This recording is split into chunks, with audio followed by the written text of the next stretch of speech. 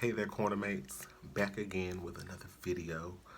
I should probably call it a vlog because it's not really a blog like a written one, but it's a video blog. But anywho, that's beside the point. So in this video, as you can see, it is titled "I'm Coming Out Part 1." And in regards to this topic, it's very interesting how, for most of us who identify as an LGBT member, how we are basically majority of us can probably say that we have a either coming out story or a moment where we've had to come out and say that we were gay or lesbian or whatever the case may be. So I'm going to share with you my personal coming out story process, whatever, because it really wasn't like a grand moment. Well, part one, it's not a really grand moment. Um, but just to give like an overview, um, for me, growing up, I was what I would always tell people I used to be. I used to be one of the boys because apparently when you're gay, you want to be a female, and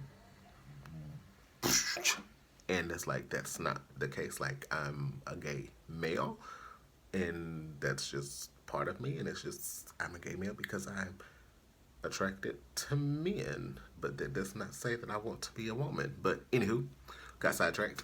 But so I always tell people I used to be one of the boys, like meaning like as a young child, I wasn't really thinking about like sex or being attracted to people because that was just not on my thing. Like I was one of those kids like to go outside, play with my friends, play sports, get dirty, get skinned up, be in the woods. Like I was one of those children and had no issues. I played sports. I played football and t-ball and basketball and things like that.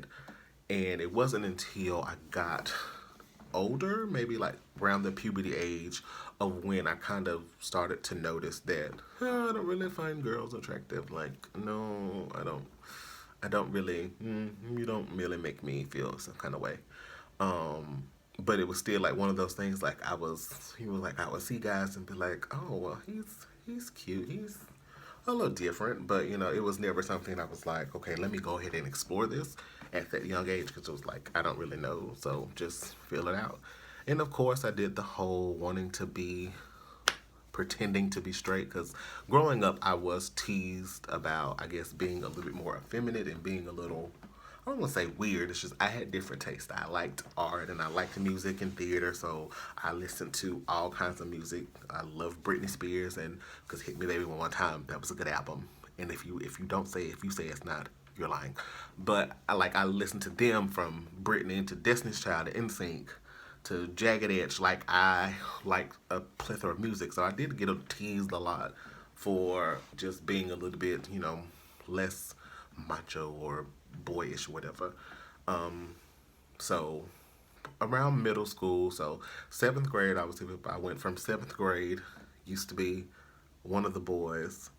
I hung out with the guys at school, and I had a best friend who like we were like this. Like when people saw us, like they pretty much thought we were brothers because we were always around each other and always with each other. We just got along really well. And so seventh grade slash eighth grade was when I kind of had that realization of okay, you don't really like girls, like you like boys. And I remember my first crush, well, the first person I had a crush on that I actually told like an idiot. But I remember I talked with one of my cousins about it, and I remember telling him like I think I like him. I think I want to tell him. And I remember he was like, no, don't you say not a word to him. Like, keep that to yourself. And me being the whole stubborn, not listening to yourself that I am, decided to tell him. And it didn't go over so well. I ended up having to cuss him out. That was back in my Akeem days when I was being a little ratchet. And I was, I was going to spaz on you if you tried it. So eighth grade was the year when things started to shift, and so then the rumor started to fly about I was gay and all of that.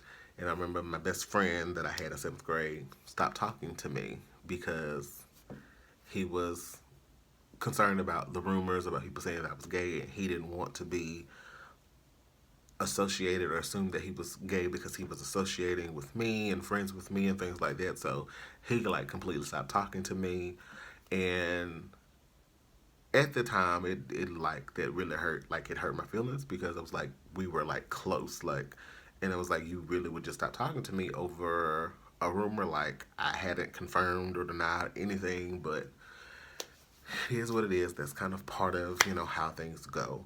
And I remember meeting one of my best friends, Miss Quanisha Wilkins. I did say your name. Normally I don't gonna say names, but Miss Quanisha was like one of my first friends that kind of really accepted me for who I was and didn't judge me and didn't treat me any differently, and was like my ride or die. Like she, like we were always together. So eighth grade, like we were like that. And it was back in the time before like being gay and being out, before that was like a trend like it is nowadays, or more kids or coming out. Like I was back then, like it was like few to none of us that were like out. And so of course I had to deal with a whole lot of the jokes and the teasing and the rumors and things like that. But for me, I think back then it's that part of it where it bothers you, but it was more so about, okay, well, it is what it is. I am who I am. Either you gonna like it or you're not, and I'm not gonna pretend to be somebody else. I like who I like, which I really didn't learn. I was not a very smart child back then. Like back then, like if I had a crush on you, more than likely I was gonna tell you, knowing damn well I probably shouldn't say that damn word, but I did, and it never really worked so well for me. But again, I was very. I mean, I just know that's what I liked. I was very comfortable with owning the fact that, hey, I am gay. That's just a part of me. And so throughout, so from maybe like eighth to now, always been very open, very honest with people. When people ask me, I have no problem saying I am.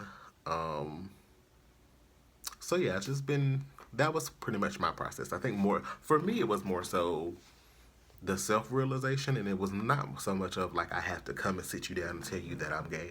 No, because I feel like a lot of people kind of already assumed that about me. So I think that made it a little easier for me to just be like, okay, well, I am, because you've already said, you've already talked about it or spread rumors about me saying that I am.